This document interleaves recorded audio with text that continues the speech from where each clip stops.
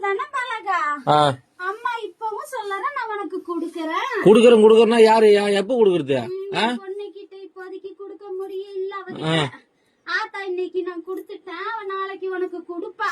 நீ வாங்கிட்டு போ பலகா, அவசரப்படாத. எத்தனை நாள்? 3ஆம் தேதியில இருந்தா? ஆமா பலகா, 3ஆம் தேதி விடு. ரொம்ப நாள் ஆச்சு. விடு, நீ ஈஸியா சொல்ற. வீட்டுல உட்காந்து விடு, நான் போய் பேச்சு வாங்கி நீ வாங்க பணத்துக்கு.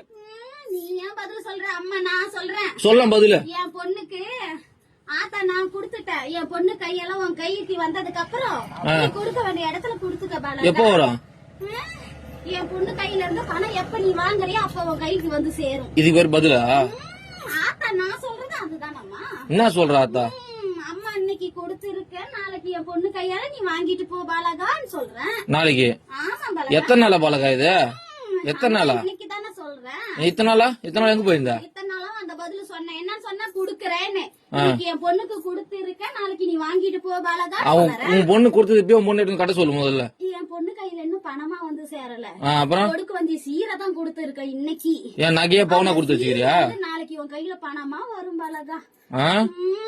லோனை வாங்கி போட்டு இது ஒரு கதை. லோன் இல்ல, வாங்கின கடனுக்கு தான் எங்க அண்ணனுக்கு நீயே வட்டி கட்டிக்கிட்டு வர. தெரியாதா கோவிந்த்?